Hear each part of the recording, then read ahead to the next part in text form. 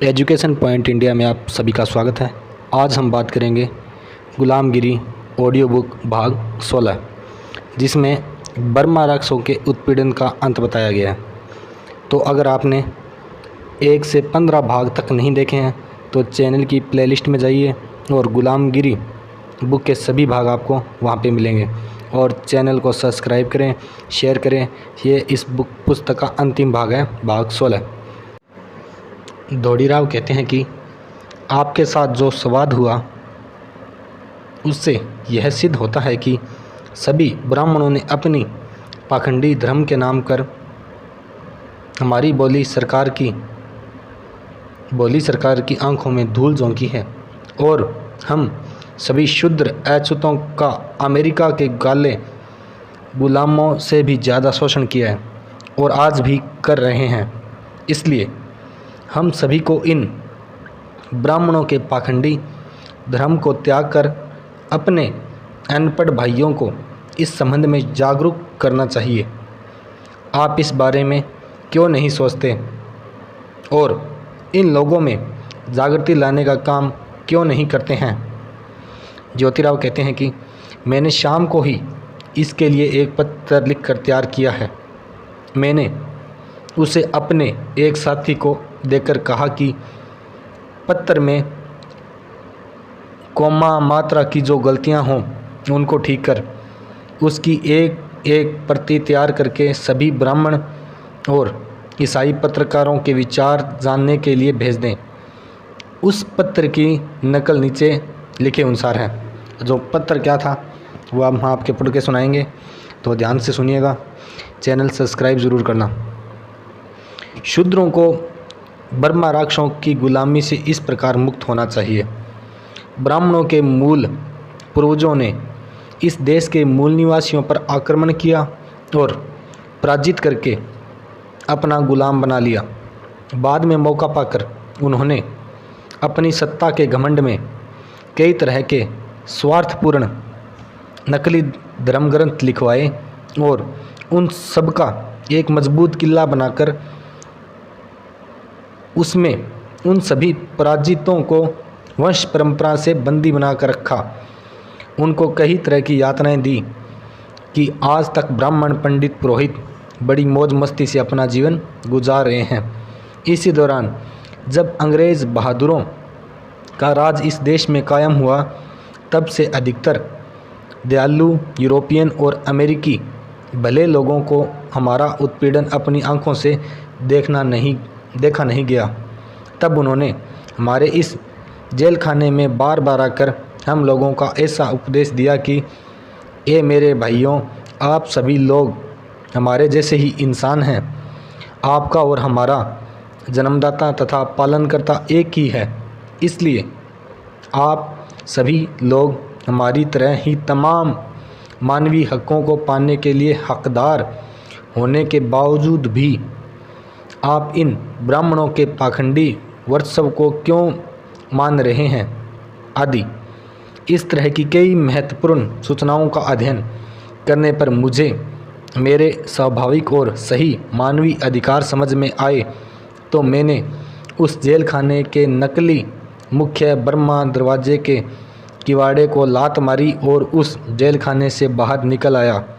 इस ब्राह्मण कैद खाने से बाहर निकलने के बाद मैंने अपने जन्मदाता के प्रति अपना आभार जताया।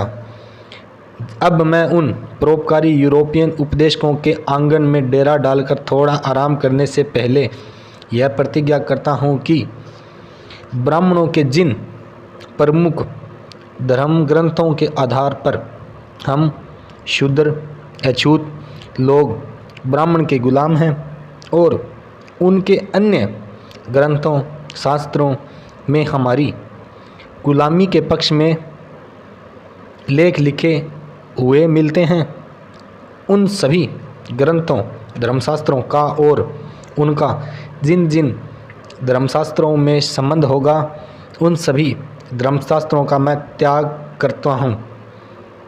उसी तरह जिन धर्म ग्रंथों के आधार पर सभी लोगों को समान रूप से सभी वस्तुओं का सभी मानवीय अधिकारों का समान रूप से उपभोग करने की इजाज़त हो, उस तरह के ग्रंथकार को मैं अपने निर्माण के संबंध में छोटे भाई जैसा आचरण करूँगा। दूसरी प्रतिज्ञा यह कि जो लोग अपनी स्वार्थ के अहंकार में ज़बरदस्ती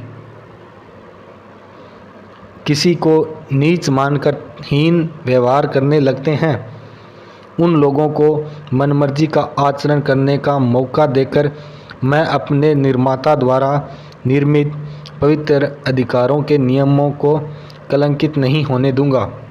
तीसरी प्रतिज्ञा है कि यह कि जो गुलाम, शूद्र, दास, दस्यु केवल अपने निर्माता पर विश्वास करके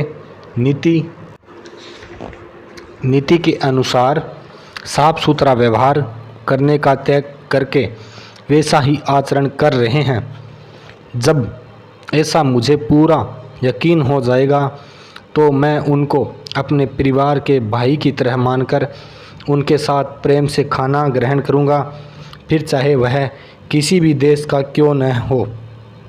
अब इससे आगे किसी समय अज्ञान के अंधकार में सताए हुए मेरे शूद्र भाइयों में से किसी के मन में ब्राह्मणों की गुलामी से मुक्त होने की इच्छा हो तो एक बार ही क्यों न सही कृपया अपना नाम पता पत्र के द्वारा लिखकर मुझे भेजें।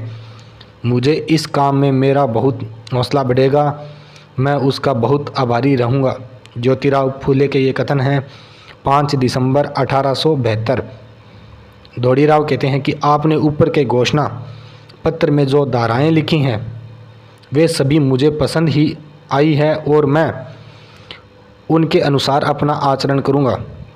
मैं आज हजारों साल के ब्राह्मणों के पाखंडी, पीड़ादायक व शोषक धर्म के जेल खाने से पूरी तरह मुक्त हो गया, इसलिए आज मुझे बहुत प्रसन्नता हो रही है। मैं सचमुच में आपका एहसानमंद हूँ। संक्षेप में आपके हर तरह के विश्लेषण को सुनने के बाद हिंदू धर्म के पाखंडी बनावटी के रूप के बारे में मेरा पक्का विचार बन चुका है। लेकिन हम जिस एक परमेश्वर को मानते हैं और सभी ज्ञानी लोग भी मानते हैं, उस परमेश्वर को जो सबको देखने वाला है और सर्वज्ञ होने पर भी हम शूद्र अतिशूद्र की दुर्दशा, हमारा शोषण, उत्पीड़न उनको आज तक सचमुच में दिखाई नहीं दिया होगा।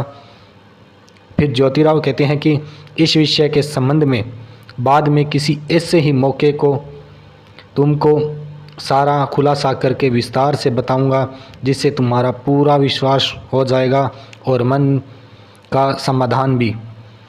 तो भाग 16 यहीं पे समाप्त होता है। चैनल को आगे ज़्यादा से ज़्यादा शेयर करना। जय भीम, जय भारत।